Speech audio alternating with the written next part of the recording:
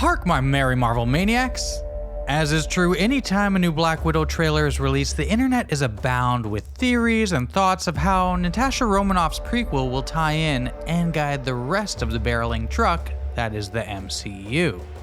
With our unbridled addiction to this heroic heroine, we thought it might be best to get our fix by analyzing 10 theories so you can determine which of these Black Widow theories are actually red herrings. Throughout her tenured career as the human glue that held the Avengers together, the other part of that equation was Natasha's relationship with Clint Barton. Agent Barton was sent to kill me. He made a different call. Hawkeye has been in a lot of the same jams with Natasha throughout the years, and perhaps the most notable being the recurring mention of what happened in Budapest. And with much of Black Widow taking place in the aforementioned city, it's hard to ignore that fans are probably getting a little Budapest hungry. With the relationship between the two of them lasting right until the end, and the inclusion of that city and the reveal of what possibly happened back then, it's not hard to expect a cameo from the Archer Avenger, especially when he's got his own MCU show launching towards the end of this year. With the latest trailer, it's hard to ignore the focus placed on family, especially when it comes to quote-unquote sister Yelena Belova.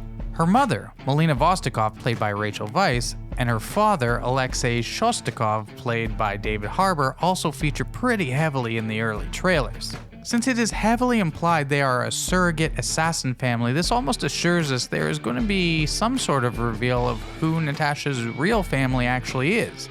We see a younger Alexei referring to the young Natasha and Yelena as his girls, so it's been a long relationship, but in Endgame, the Red Skull revealed Natasha's father was named Ivan. Could it be revealed that Alexei is really an Ivan in red clothing? With all the super soldiers darting here and there on the Falcon and Winter Soldier, it's hard to keep track of just how much of the serum got spread around prior to the current timeline of the show. It's not hard to imagine certain areas of the world crawling with them, since we can see David Harbour's Red Guardian has the abilities himself on top of Bucky's Soviet past. The identity of Taskmaster has yet to be confirmed, but we do see a man credited as Dreykov telling Taskmaster to bring her home, likely referring to Natasha Romanoff. This one little clue could allude to the fact that he is under Hydra's control, similar to the Winter Soldier, and he can handle himself with a shield, so could he be another iteration of a masked metal-armed maniac? Speaking of Taskmaster, he seems to have more than one trick up his sleeve when it comes to incorporating the fighting styles of the different Avengers, and he seems to have a pretty good handle on the tech. Look, I'm not pointing any fingers here, but after creating AIM, Ultron, being responsible for Jebediah Stane, Banco, and damage control in the Vulture, and let's not forget Mysterio. Then there was the time he tried to kill Bucky and Cap. Okay, in terms of Avengers villains, let's be realistic. Tony kind of started the fire. I don't care. His obsession with creating AI and learning devices that analyze the fighting style of their enemies could easily come straight from the Iron's mouth and could have made its way to Taskmaster, which would put one more notch on Tony's proverbial bad guy responsibility chart. Let's remember why we're so grateful to have the escapism of Black Widow's earlier years, since we recently lost Natasha in Avengers Endgame. The moment she decided to repent for her sins, save all of ours, and sacrifice her life to defeat Thanos is still fresh in all of our minds. There are still many fans who want to see more about what that deal kind of entails, and hope that we'll get some insight into the world of the Soul Stone, kind of as we did when Thanos and Hawkeye procured it. They caught just a glimpse, but what really happens in there? Are the Blip folks there? Are Natasha and Gamora in there splashing about in an orange pool? How is young Gamora in there? Can someone explain that? What are the rules here? They gotta give us some insight, don't they? For the love of God, someone tell me we're getting in that rock and getting some answers. Alright, staying on task, let's talk about the fact that Taskmaster is basically the biggest question box of the whole film. His specialty in the comics is being able to copy their enemies and mimic all of their fighting styles and mannerisms. There's not an original bone in your body. With this kind of ability and the fact that every shot has that person stuck in a tin can helmet, that leaves a lot of room for, shall we say, unending nerd speculation. We want to find out who's under that bucket. Theories have been floated all over the internet that Taskmaster is actually just a clone of Natasha herself, leading from the fact that Natasha was the most skilled student of the Black Widow program. When we were first given hints at Natasha's sordid past back in Avengers Age of Ultron, we learned that Nat ain't the only spider caught in this web. Besides Yelena, who's already been confirmed as another Black Widow, how many more trained assassin ballerinas are out there?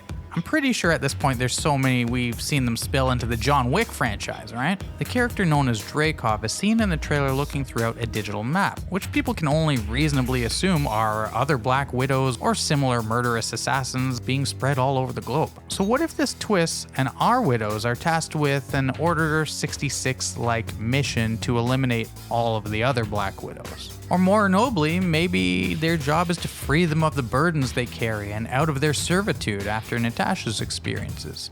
Hey, it's been a long road and fans have been wanting to see a Black Widow movie since very early on in the MCU. It's not exactly comforting that we're finally getting her origin story now that she's, well, not to be insensitive, but dead like her hair after all that hair dye. I'm just saying, it's not me, it's Marvel. Guys, it's changed like every movie. Anyways, online speculation has many ways for Natasha Romanoff to continue in some way in the MCU going forward. Perhaps the film will explain how she hasn't actually passed on in Endgame. Some even say the reveal might be that Yelena took the hit for Nat, but me thinks that could be some wishful thinking from some fans who just can't let go. Then there's Mama Melina. There are those who think the reason we haven't gotten long looks on her as opposed to the rest of the family in the trailers is because she may not be the ally that she appears to be. Some think she could be Taskmaster herself, and that could very well be possible. But the more likely reality is that Melina could be part of the toxic Black Widow training that turned Natasha into the assassin she became. In the Avengers, Loki torments Natasha with memories of her past crimes, mentioning Dreykov's daughter as someone Natasha wronged. Actor Ray Winstone is playing Dreykov in this movie, and some think Melina will be revealed to be his daughter, who's actually seeking revenge on Natasha. Look, all we're saying is from the conversation Natasha had with Banner at the safe house, it didn't exactly seem like there was a work environment with an approachable HR department. Know what I mean? What if all this time we realized that Natasha Romanoff has been pulling her punches? While she may not have full-fledged superpowers like that of Thor or Banner, let's be honest, way better than any of us could do. What exactly is the training that preps you for all these moves? This is leading fan theories to promote the idea that with all the Super Soldier talk going into this film, that Black Widow might have gotten her hands on some Super Soldier serum sometime. Whew. Try saying that 5 times fast. Some Super Soldier serum sometimes, some Super Soldier serum sometimes. Hey, I'm just saying. We all have our superpowers. But how exactly would we feel if we found out that what made Nat so special may not have actually just been her wits? I'm not sure how I'd feel about that. With all Marvel properties, there's going to be some wild speculation. Honestly, some of these are way better than my idea of Soul Gem turning into a sentient talking bath bomb that travels through time for some reason. Perhaps that's why my Black Widow script never really saw the light of day. Hey, there's no accounting for taste, right?